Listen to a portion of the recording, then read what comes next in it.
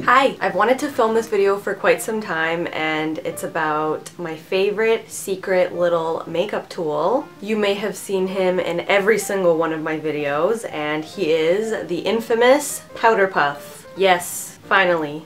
You get your own video. So this is my powder puff, and you've seen me use it in pretty much every single one of my videos since I started YouTube. I am convinced that I, Irina, might be the only person on this earth under 70 years old who utilizes this thing. I don't know one person in my life or anybody that I've ever met that actually uses a powder puff, and I figure if there were more people using them, then maybe we could actually find them at a retail level. But I don't think anybody uses them, and I don't know why, because it's amazing. You're amazing. You're amazing. Yep, this is what happens when I'm sleep deprived. So anyway, considering I've been here for about a year now, I feel like it's finally time to do this bad boy some justice. So this is the powder puff. The inside of it is a foam piece, and then it's wrapped by this coating of fluff. And it's got this ribbon running from one side to the other, and it's meant to hold your hand in place like this so you can powder your face with it. I ditched the ribbon and I cut it off so that I can actually use both sides of the powder puff. I feel like I get more use out of it that way. So that's the physical anatomy of the powder puff. I use this to set my foundation, and I use it with loose and pressed powders. When I'm using it with loose powder, all I do is take the puff, dip it into my loose powder, dust off any excess inside of my loose powder container, and then I take it directly to my face and I just start pressing it into my face. When you're doing that, you'll notice some areas of your face will have a little bit more powder than others, and what I do is I just continue to press it into my skin until I have an even distribution all over, and until it's so blended into my skin that I can't see the powder on my face and I can't see the powder on my puff. Once I've applied the loose powder, if I feel like I need a little bit more coverage because Aunt Flo has come to visit and has made a war zone out of my face, I'll take my powder puff, I'll dip it into the powder, and then again I'll press it over the areas that need a little bit more coverage. This is very good when you've got acne and you have healing acne. You know that like third or fourth day where it's scabbing over and nothing you do covers it and powder just makes it stand out more? This is good for that. Because unlike using a brush, you're not rubbing the powder all over the place and just sort of moving it around your face. You're actually pressing it into the skin and covering the area, if that makes sense. And that's actually the main difference between using a powder puff and a big fluffy brush like this. When you're using a powder puff, you're dipping it into the product, and whatever product is on that puff will make it directly onto your face. And as you press it, it continues to blend into the rest of your face with minimal fallout and flying all over the place. Whereas with a powder brush, although it's good for people with perfect skin because they really are just using it to set their foundation, it doesn't give a lot of coverage, and it just sort of moves the powder around all over the face, and by the end of it, you have a really light veil, but there's not much coverage happening. I'm fairly oily, so ain't nobody got time for this. If I use this, 5 minutes later I'm oily again. When I use a powder puff, I'm getting such a mattifying finish that it lasts for hours until I have to touch up again because I actually have product on my face and it's not flying everywhere.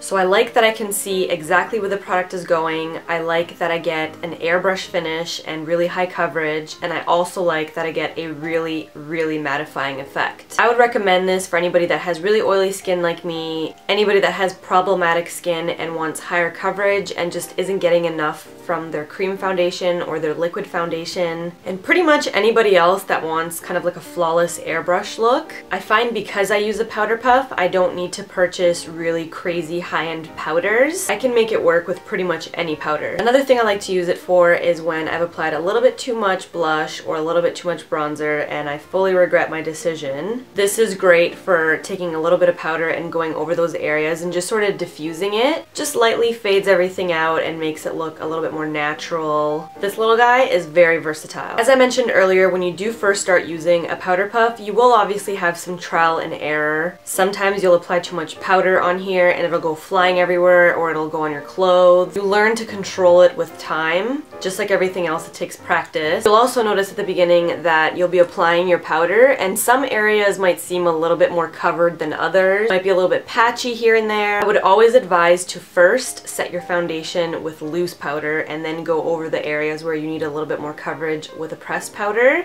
Don't go in with a pressed powder right away. Start out with a loose powder because a loose powder will sort of mattify everything and set everything first. If you feel like you need more coverage, then go in with the pressed powder. Again, you want to start light and you want to build up that coverage. And even if you do start out with a loose powder and let's say some areas look uneven, don't worry about it. Just keep going over those areas until it evens out, because 99% of the time, even for myself, it does end up evening out. Now I'm going to talk a little bit about the lifespan of a powder puff. I'm sure people with acne prone skin are wondering how often to switch this up. For myself, I use one side for about a month and then I'll switch it to the other side for another month. It really just depends on how much product you're using, how much foundation you're using, and what your coverage level is. Use your judgment as you would when you're cleaning your makeup brushes. I'd probably have 2 or 3 of these on reserve to switch them up, but you don't have to throw them out right away. I've used this one for a month, which is why it's dirty like this, and I'm probably going to start using the other side soon and cutting off this ribbon. So let's say I've used this side and then I've used this side. Do I just toss out the puff? Nope. I like to get as much use out of a puff as I possibly can, so what I'll do is I'll shampoo and condition it. So I take it, I run it under some hot water, I take some shampoo, and I start running my fingers through it and lathering it up. As I'm doing this, the product will come out, and I'll repeat that step about 3 or 4 times until there's no more product on either of the sides of this puff. Then when it's wet, I'll squeeze out all the water, and obviously the texture of it will be a little bit different because the fluff will be wet, a little bit matted, and then I take this teasing brush or a comb and I'll actually run it through the wet fluff and straighten it out as I would my pet. And once you see that the hairs have sort of straightened out, I like to just sort of rest it on my countertop, or I like to rest it over my heater. Then the next day I'll brush it out again and it's almost like new. I found in the past that I can do that maybe once or twice and then it'll be time to throw the puff out and start with a completely new one. Again, if you are acne prone or not and you're worried about sort of spreading it all over your face and using it over and over again, it actually takes quite a while for it to get dirty and for the bacteria to sort of live inside of it. I personally am oily as well as acne prone, and I haven't found using it breaks me out even more. And I just use my judgment, and when I feel like it's dirty and I shouldn't be using it anymore, I'll switch it to the other side, and then once the other side gets dirty, I'll wash it or I'll just replace it with a brand new one. So that's a little bit about the lifespan, and now I'm going to talk about where you can actually purchase these, which apparently appears to be nowhere. I've been using these puffs since I was 16 or 17, so it's been a minute. Back in the day when I started using them, I used to find them at Walmart and then they discontinued them there. Then one year I went to Romania and I had to stop off in Amsterdam to get there, and I went into one of those little corner store shops where they have like toiletries, makeup, food, and I went into their little cosmetic aisle and I found like the mecca of powder puffs. So I ended up buying like a bag full of them, and those lasted me for about a year. And after I went through that supply, I was a little bit frantic because I didn't know what I was gonna do. So I turned to the internet and I googled the shit out of it. I found a pretty wicked supplier. I'll list the supplier below, and I will also list the exact name of these pink ones. These to me are the perfect size, they are the perfect texture, they're the perfect softness, they are just absolutely perfect. And I've been buying them for about 2 years off this website and I've never had a problem. I buy them in bulk. I find if you buy them in bulk, you save money and then you have them for an eternity, which is great. But I also have some great news for my American friends, because when I crossed the border about 6 months ago, I went to Rite Aid, did my usual creeping around the makeup aisles, and lo and behold, I found a fluffy powder puff. And I kept it in this for 6 months just so I can show you guys what the packaging looks like. So it's Rite Aid brand and it says fluffy powder puff and it says large. I think this was like $4 or $5, so if you live in the States and you have a Rite Aid near you, you've lucked out, because that's probably the only place on the face of the earth that carries them at a retail level. And it's a shame, because I've got to say it's my #1 foundation, makeup, flawless skin secret. I seem to be the only person on this earth who does it, so maybe it's time for me to make my own. Maybe I should make them. Maybe I will. Anyway, if you do end up visiting the link below, below. I think it's Rachel's Supply. You can actually find cute little cases for them as well, and there's like all different prints, there's all different patterns, there's all different thickness and sizes.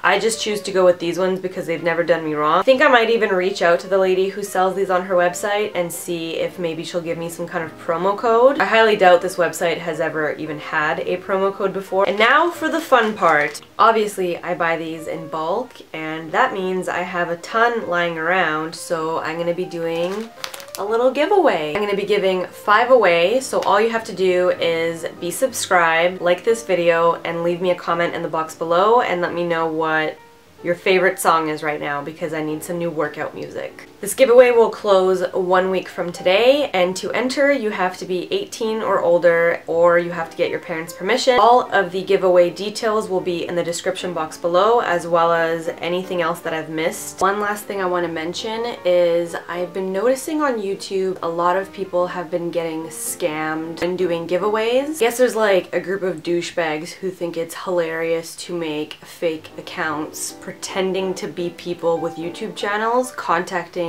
their subscribers, asking them for personal information. Not only has it negatively impacted the subscribers, but it's also impacted the person who took all that time and effort to create a really lovely giveaway video. I'm not saying this is gonna happen, but just in the case that it does, don't give any of your personal information out to anybody. Don't fill out any surveys, don't do any of that. When this giveaway is over, which will be in 1 week's time, I will not only be announcing it in the description box of this video, but I will also be putting it on Facebook as well as Twitter. And I personally will contact you with this exact username, and I will not be asking for any sketchy information. So although it hasn't happened to me yet, and chances are it won't, I just thought that I would protect you guys and protect myself and just make sure we're all on the same page. While I'm on the topic, if you guys haven't already, make sure to check out the Facebook page, my Twitter, and my Instagram. If you guys are ever wondering like where I am or what's going on, Facebook will be a very good way to find out where I am and what I'm doing. So I think that about wraps up this video. Anybody who's gonna go out there and pick one up, please let me know. I want to see how you're liking it. Good luck to everybody entering the giveaway, and again, all of the details will be in the description box below. Hope you have a great week or weekend or whatever day it is when I post this. Thank you all very much for watching. Thank you for subscribing, and I'll see you in my next video. Bye!